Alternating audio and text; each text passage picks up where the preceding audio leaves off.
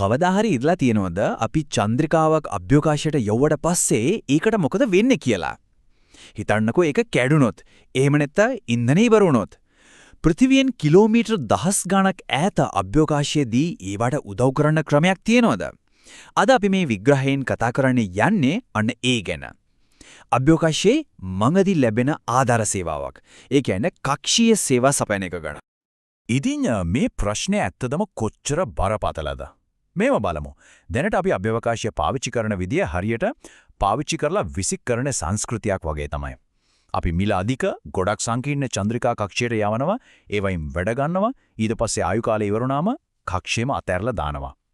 මේකෙන් ඇත්තටම බරපතල ප්‍රශ්න ගොඩක් ඇති වෙලා තියෙනවා. මෙන්න මේකයි මූලිකම ගැටලුව. හිතන්නකෝ ඩොලර් මිලියන 400ක් වටින DSP-23 මිසයිල් අනතුරු අංගවන චන්ද්‍රිකාවක්, ඒව නැත්නම් Galaxy 15 වගේ sannivedana චන්ද්‍රිකාවක්. මේ වගේ දැවන්ත වත්කම් අක්‍රිය වුණාම මොකද වෙන්නේ? ඒවා කිසිම පාලනයක් නැතුව පෘථුවිය වටේ පාවෙන්න ගන්නවා. අන්තිමට ඒවා නිකම් මිලාදික, ඒ වගේම භයානක අභ්‍යවකාශ කුණු ගොඩක් බවට පත් වෙනවා. ඇත්තටම පෘථිවි කක්ෂය කියන්නේ අපේ හැමෝටම අයිති පොදු සම්පතක්. හැබැයි එක රටවල් තමන්ගේ වාසියට චන්ද්‍රිකා යවලා ඒවා අක්‍රිය වුණාම කක්ෂයම දාලා යන එකෙන් වෙන්නේ මේ පොදු සම්පත දූෂණය වෙන එක. මේක තමයි සම්භාව්‍ය පොදු සම්පත් කේදා වාචකය කියන තත්වයට හොඳම උදාහරණයක්. අවසානයේදී මේ එකතු වෙන අභ්‍යවකාශ කුණුකන්දරාව නිසා අනාගතයේදී අභ්‍යවකාශයට යන එක හැමෝටම අනතුරුදායක දෙයක් බවට පත් වෙනවා. ඉතින් මෙතන තියෙන තීරණාත්මකම කාරණය තමයි අලුතෙන් සුන්බුන් එකතු වෙන එක සීමා කරන්න එක්සත් ජාතීන්ගේ සංවිධානයෙන් මාර්ගෝපදේශ දීලා තිබුණාට ඒවා මෘදු නීති විතරයි. ඒ කියන්නේ ඒවා පිළිපදින එක අනිවාර්ය නෑ, ස්වේච්ඡාවෙන් කරන්න ඕන දෙයක්. ඊටත් වඩා වැදගත් දේ තමයි දැනටමත් කක්ෂයේ තියෙන මේ දවන්ත කුණු ප්‍රශ්නෙට මේවායින් කිසිම විසඳුමක් ලැබෙන්නේ නැහැ. එහෙනම් මේ පාවිච්චි කරලා විසික් කරන ක්‍රමයට මොකක්ද විසඳුම? ඒ තමයි අභ්‍යවකාශයටම ගිහින් මේවා අලුත් වැඩියා කරන එක. ඒ කියන්නේ හරියට අභ්‍යවකාශ කාර්මිකයෙක් යවන වගේ වැඩක්. මේකට තමයි අපි කක්ෂීය සේවා සැපයීම කියන විප්ලවීය අදහස කියන්නේ. හොඳයි. එතකොට මේ කක්ෂීය සේවා සැපයීම කියන්නේ හරියටම මොකක්ද? සරලවම කිව්වොත් මේකෙන් අදහස් වෙන්නේ ඉවතලන අභ්‍යවකාශ උපකරණ වෙනවට තිරසාර නැවත පාවිච්චි කරන්න පුළුවන්, වැඩි දියුණු කරන්න පුළුවන් උපකරණ පාවිච්චි කරන එකට මාරු වෙන එක. මේක ඇත්තටම අභ්‍යවකාශ තාක්ෂණයේ අලුත් යුගයක ආරම්භයක්. අභ්‍යවකාශයේදී දේවල් හදනවා කියන අදහස ඇත්තටම අලුත් දෙයක් නෙවෙයි. 1960 ගණන්වල ජෙමිනි මෙහියුම් වලින් අභ්‍යවකාශ යානය එකිනෙකට සම්බන්ධ කිරීමේ තාක්ෂණය ඔප්පු කරා. ඊට පස්සේ 1973 දී Skylab 2 එකේදී ගගනගාමීන් සරල කේබල් කට වගේ උපකරණ පාවිච්චි කරලා අලුත් වෙඩියා කළා. ඊළඟට 1984 දී පාලාපා B2 කියන චන්ද්‍රිකාව අභ්‍යවකාශයේදීම අල්ලගෙන ආපහු පෘථිවියට ගෙනත් අලුත් වෙඩියා කරලා නැවතත් ගුවන්ගත කළා. හරි. දැන් අපි බලමු මේ කක්ෂීය සේවාවල උච්චතම අවස්ථාව, ඒ වගේම ලෝකයේම ප්‍රසිද්ධම උදාහරණය ගැන. ඒ තමයි හබල් අභ්‍යවකාශ දුරේක්ෂය බේරගත්ත මෙහෙයුම් මාලාව.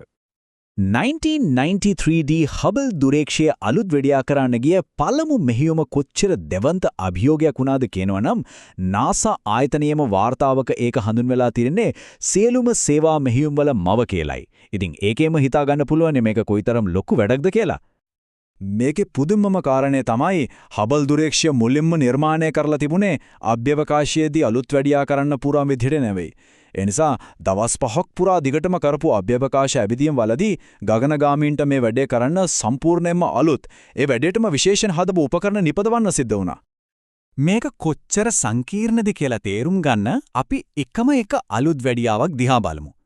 ACS කැමරාව හදපු වෙලාවේ ගගනගාමීන්ට සිද්ධ වුණා අභ්‍යවකාශයේදී අරින්න කියලා හදපු නැති පැනල් එකක් ගලවන්න. ඊට පස්සේ ඇතුලේ තියෙන ඉලෙක්ට්‍රොනික බෝඩ් මාරු කරන්න. පොඩ්ඩක් හිතන්නකෝ, ලොකු අභ්‍යවකාශ ඇඳුමක් කැඳගෙන ඒකට හරියන අත්වැසුම් දාගෙන පාවෙන ඉස්කරුව 32ක් ගලවනවා කියන්නේ මොන වගේ අභියෝගයක්ද? ඒකත් මතක තියාගන්න මේක අවුරුදු 10ක් තිස්සේ කරපු සාර්ථක මෙහෙයුම් පහෙන් එකක් විතරයි. මේ මෙහෙයුම් වල සංස්කෘතික බලපෑමත් අතිවිශාලයි. අභ්‍යවකාශ ගවේෂණයේ තිබුණු නාටකීය බව, අභියෝග සහ ජයග්‍රහණ සජීවීවම ලෝකයේ පුරා ඉන්න ප්‍රේක්ෂකයන්ට බලා ගන්න ලැබුණා. මේකෙන් මිනිසුන්ට බැරි දෙයක් නෑ කියන ආකල්පය ගැන ලොකු විශ්වාසයක් ඇති වුණා. හබල් මෙහෙයුම් මිනිස්සුන්ව කේන්ද්‍ර කරගත්ත අලුත් වැඩියා යුගයේ ඉහළම තැන වුණා. හැබැයි හැමදාම ගගනගාමින්ව මේ වගේ අවදානම් මෙහෙයුම් වලට යවන්න පුරවන්ද? අන්න එතනටයි රොබෝවරු එන්නේ. දැන් අපි යොමු වෙන්නේ රොබෝ තාක්ෂණයේ ප්‍රධාන කාර්යභාරයක් ඉටු කරන නූතන සහ අනාගතයේ දිහාට. ඉතින් මේ වැඩේට හොඳම කවුද? මිනිස්සුද නැත්නම් රොබෝවරුද? බලන්න මිනිස්සුන්ට අසමසම දක්ෂතාවයක් සහ ගැටලු විසඳීමේ හැකියාවක් තියෙනවා. හැබැයි ඒක අධික අවදානම් වියදමත් ගොඩක් වැඩි. අනිත් පැත්තෙන් රොබෝවරුන්ට මිනිස්සුන්ට ඉන්න බැඩි පරිසරවල කිසිම වෙහෙසක් නැතුව වැඩ කරන්න පුළුවන්. හැබැයි අනපේක්ෂිත ගැටලුවක් ආවම මිනිහෙක් වැඩේ හිතලා වැඩ කරන්න යාළට බෑ. අව්‍යවකාශයේදී ඉදිකිරීම් සහ නඩත්තු වැඩවලදී මිනිසුන් සහ රොබෝරුන් එකට වැඩ කරන එක කොච්චර සාර්ථකද කියලා ඔප්පු කරපු හොඳම තැන තමයි ජාත්‍යන්තර අව්‍යවකාශ මධ්‍යස්ථානය. එතන තියෙන කැනඩාම් 2 කියන රොබෝ අත මේ සහයෝගීතාවය ප්‍රබලම සංකේතයක් කිව්වොත් හරි. ඉතින් අනාගතය මොන වගේ වෙයිද? ඒක මිනිස්සුයි රොබෝවරුයි අතර තරඟයක් වෙයිද? NASA විශේෂඥයෙක් කියන විදිහට එහෙම වෙන්නේ නැහැ. ඔහු කියනවා අනාගතයේදී මිනිස්සුන් කරන අභ්‍යවකාශ ඇවිදීම සහ රොබෝ තාක්ෂණය එකිනෙකට සහයෝගී නැත්නම් සමාන දේවල් දෙකක් බවට පත්වේවි කියලා. ඒ කියන්නේ මේ දෙකේම ශක්තින් එකතු කරලා තමයි අනාගත අභ්‍යවකාශ මෙහෙයුම් සිද්ධ වෙන්නේ. හරි, අපි හබල් ගැන කතා කළා, රොබෝවරු ගැනත් කතා කළා. හැබැයි මතකද අපි පටන් ගත්ත තැන? අර අභ්‍යවකාශ කුණු ප්‍රශ්නය. ඉතින් මේ හැමදේම මේකට සම්බන්ධ වෙන්නේ කොහොමද? මේ තාක්ෂණයේ අනාගත යෙදුම් ගොඩක් පුළුල්. පෘථිවියේ ඉඳන් ගොඩක් ඈතින් තියෙන ජියෝ කක්ෂයේ චන්ද්‍රිකාවලට ඉන්ධන සපයන එකේ ඉඳලා පෘථිවියට කිට්ටුව ලියෝ කක්ෂයේ චන්ද්‍රිකාවල කොටස් වෙඩිදියුණු කරන එක දක්වා.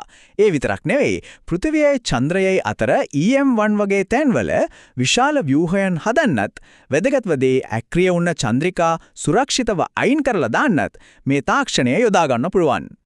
ඉතින් මේ හැමදේම කරන්න පුළුවන් වුණොත් අපිට ලැබෙන වාසි මොනවද? එකක් තමයි ඩොලර් බිලියන ගණන් වටින චන්ද්‍රිකාවල ආයු කාලය දීර්ඝ කරන්න පුළුවන් වෙනවා.